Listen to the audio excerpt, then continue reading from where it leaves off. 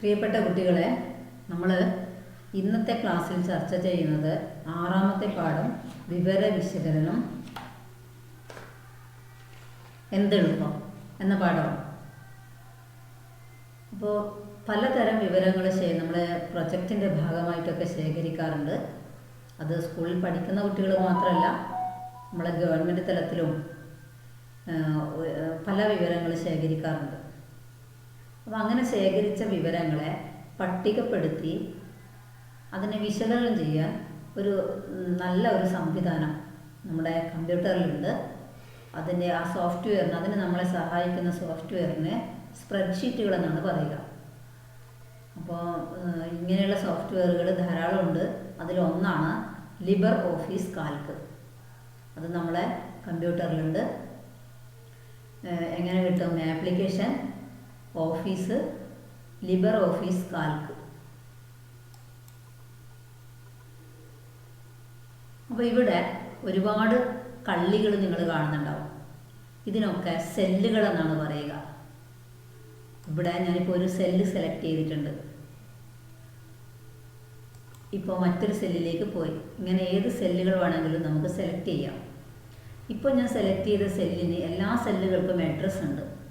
ഇപ്പോൾ ഞാൻ സെലക്ട് ചെയ്ത സെല്ലിൻ്റെ അഡ്രസ്സ് F9 എന്നാണ്. നേരെ മേലോട്ടേക്ക് നോക്കിക്കഴിഞ്ഞാൽ ഇത് Fലെ കോളമാണ് അല്ലേ? F കോളത്തിലാണ് ഇതുള്ളത്. അതുകൊണ്ട് ഇത് F ആണ്. ഇനി ഇങ്ങോട്ട് നോക്കിക്കഴിഞ്ഞാൽ ഇത് ഏത് റോലാണുള്ളത്? 9ാമത്തെ റോലാണുള്ളത്. അതുകൊണ്ട് ഇതിൻ്റെ അഡ്രസ്സ് F9 എന്നാണ്.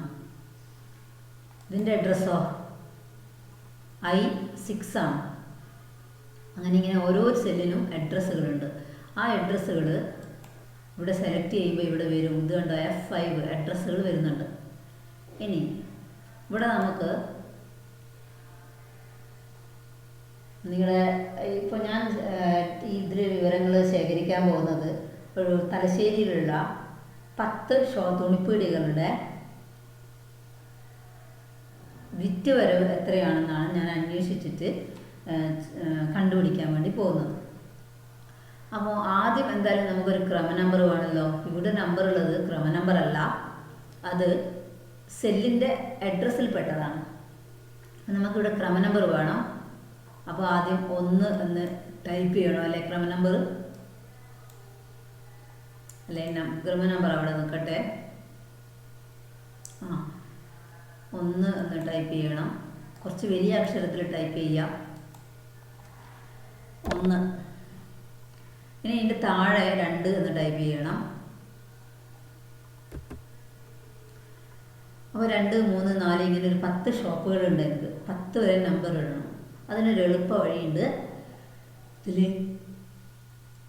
ഫിൽ ഹാൻഡിൽ എന്ന് പറയുന്നൊരു ടൂളുണ്ട്. അപ്പോൾ ഇവിടെ നിങ്ങൾക്ക് കാണുന്നുണ്ടാവും ഒരു ഡോട്ട് വന്നിട്ടുണ്ട് ഇവിടെ. ആ ഡോട്ടിൽ മൗസിൻ്റെ പോയിന്റർ കൊണ്ടുവച്ചാൽ ഒരു പ്ലസ് ചിഹ്നം വരും. അതിനെ അവിടെ ക്ലിക്ക് ചെയ്ത് ഡ്രാഗ് ചെയ്യുക താഴോട്ടേക്ക്. 10 നമ്പറുകളാണ് എനിക്ക് വേണ്ടത്. 10 എത്തുന്നത് ഇപ്പോൾ 11 ആയിപ്പോയി. 10 വരെ വിടുക. അപ്പോൾ കണ്ടോ, ഓട്ടോമാറ്റിക്കായി 10 വരെ നമ്പർ വന്നു. ഇങ്ങനെ നമ്പറുകൾ മാത്രമൊന്നുമല്ല, സൺഡേ, മൺഡേ, ട്യൂസ്ഡേ എന്നൊക്കെ വരണ്ടെങ്കിൽ, ജനുവരി, ഫെബ്രുവരി എന്നൊക്കെ വരണ്ടെങ്കിൽ ജനുവരി മാത്രം അടിച്ചു കൊടുത്താൽ മതി. ബാക്കിയൊക്കെ ഓട്ടോമാറ്റിക്കായിട്ട് ഇങ്ങനെ വരും. അതിന് സഹായിക്കുന്നത് ഫിൽ ഹാൻഡിലാണ്. ഈ സംവിധാനത്തിന് ഫിൽ ഹാൻഡിൽ എന്നാണ് പറയുക. ഇനി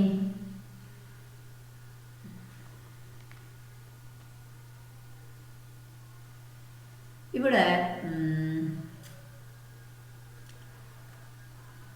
ഞാൻ ഷോപ്പുകളുടെ കാര്യമാണല്ലോ പറഞ്ഞത്. അപ്പോൾ ഷോപ്പുകളുടെ പേരൊക്കെ ഞാൻ എഴുതി തയ്യാറാക്കി വെച്ചിട്ടുണ്ട്. അത് കാണാം.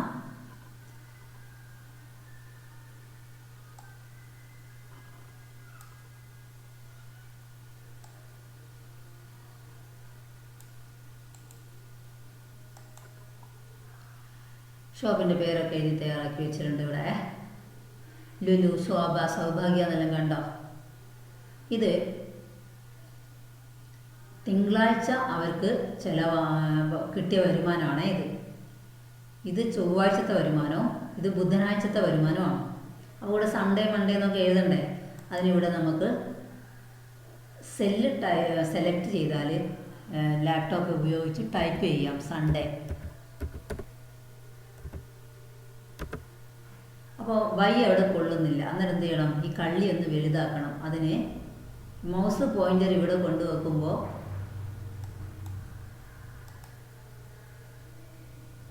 കണ്ടോ ഒരു അമ്പടയാളം വരുന്നതുണ്ടോ? അങ്ങനെ വരുമ്പോൾ ക്ലിക്ക് ചെയ്യുക, എന്നിട്ട് ഡ്രാഗ് ചെയ്യുക, കള്ളി കുറച്ച് വലുതാവും. ഇനി സൺഡേ അടിച്ചു വെക്കുക. സൺഡേ ഇവിടെയും കൊള്ളൂല. അപ്പോൾ നമുക്ക് എന്ത് ചെയ്യണം? നമുക്ക് കള്ളി ഒന്ന് വലുതാക്കാം.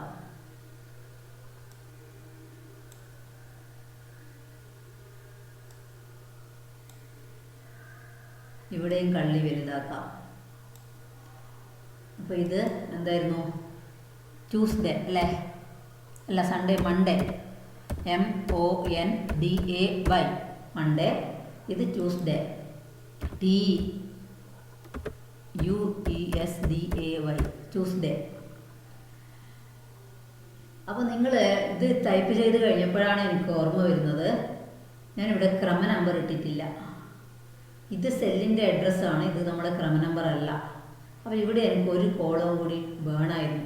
ഇതിപ്പം ഫുൾ മായ്ച്ചിട്ട് എഴുതുമ്പോൾ കുറേ പണിയല്ലേ. അതിലൊരു എളുപ്പ വഴിയുണ്ട്.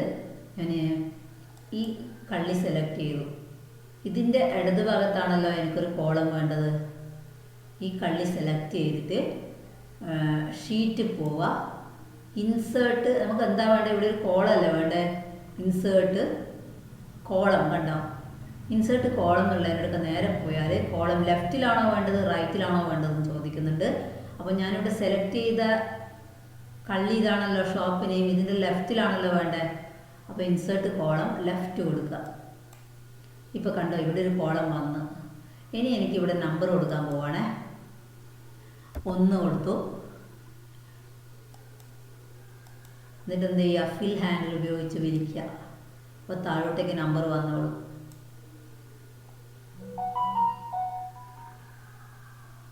1 ഇവിടെ ആയിരുന്നില്ല കൊടുക്കേണ്ടതല്ലേ? ഷോപ്പ് നെയിമിന് നമ്പർ വേണ്ടല്ലോ. ഇവിടെയാണ് നമുക്ക് 1 കൊടുക്കേണ്ടത്. 1 കൊടുത്തു. അപ്പോൾ ആകെ എത്ര ഷോപ്പുണ്ട്? 10 ഷോപ്പുണ്ട്.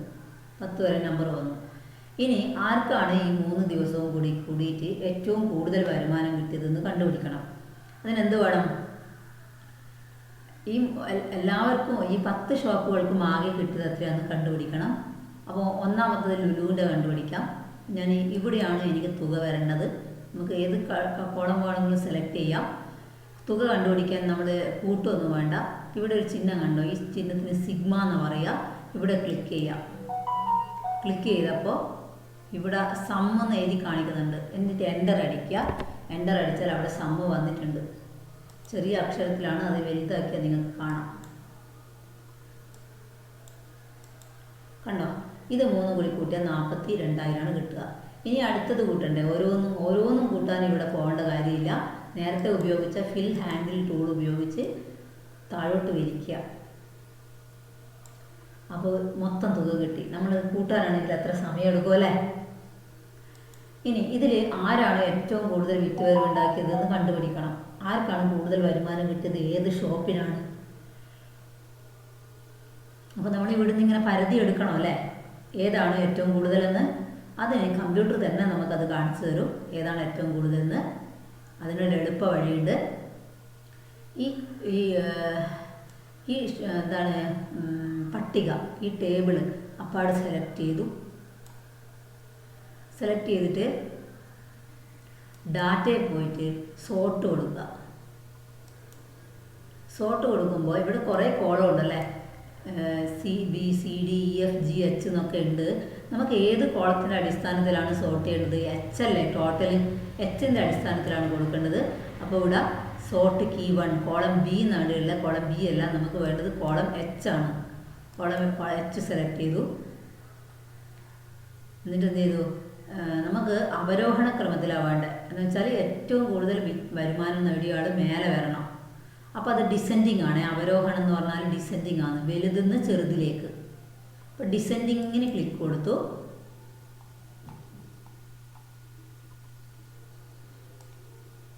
എന്നിട്ട് ഓക്കെ കൊടുക്കുക.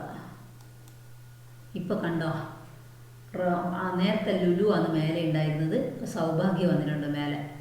അപ്പോൾ ഏറ്റവും കൂടുതൽ വരുമാനം നേടിയത് ആരാന്ന് നോക്കാൻ ഏറ്റവും മേലത്തെ കള്ളി നോക്കിയാൽ മതി. പിന്നെ അതിനകത്ത് താഴോട്ട് വരുന്നു. ഏറ്റവും അവസാനം കാണുന്നത് ഏറ്റവും കുറഞ്ഞ വരുമാനം നേടിയ ആളാണ്. അപ്പോൾ സൗഭാഗ്യക്കാണ് ഏറ്റവും കൂടുതൽ വരുമാനം കിട്ടിയത് കള്ളിയിൽ നോക്കിയാൽ മനസ്സിലാവും. ഇങ്ങനെ ഒരുപാട് ആപ്ലിക്കേഷൻസ് ഈ ലിബർ ഓഫീസ് കാൽക്കിലുണ്ട്. കുറേ കാര്യങ്ങൾ നിങ്ങൾ പിന്നെ വലിയ ക്ലാസ്സിലെത്തുമ്പോൾ പഠിക്കും. ഇനി ഈ വിവരം വെച്ചിട്ട് നമുക്ക് ഡയഗ്രാം തയ്യാറാക്കാം, ചാർട്ട് തയ്യാറാക്കാം. അതെങ്ങനെയാണെന്ന് പറഞ്ഞുതരാം. അപ്പോൾ നമുക്ക് ആ ചാർട്ടിൽ എന്തെല്ലാം വേണം നോക്കാം. ഈ ചാർട്ടിൽ ഇതിൻ്റെ പേര് വേണം അല്ലേ, നമുക്ക് ഷോപ്പിൻ്റെ പേര് വേണം, പിന്നെ എത്ര വിറ്റ് വരുമാനം നേടിയത് വരവും കൂടി വേണം. പക്ഷേ ഇപ്പോൾ സെലക്ഷൻ പോയിപ്പോയില്ല. ഈ രണ്ട് കാര്യങ്ങളും വേണമെങ്കിൽ നമ്മൾ കൺട്രോൾ കീ അമർത്തി പിടിച്ചിട്ട് ഇവിടെ സെലക്ട് ചെയ്താൽ മതി. ഇവിടെ സെലക്ട്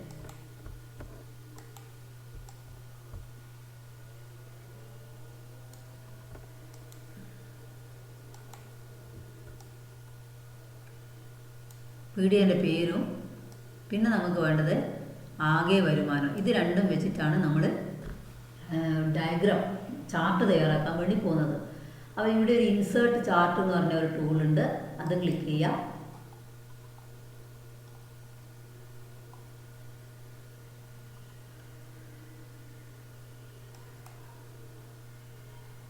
പൈ ഡയഗ്രാമാണ് ചെയ്യുന്നത്.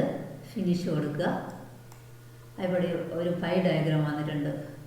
ഏറ്റവും വലിയ ഭാഗം ഏതാണെന്ന് പെട്ടെന്ന് നോക്കിയാൽ മനസ്സിലാവും. നീലയാണല്ലേ, ഈ നീലയല്ലേ.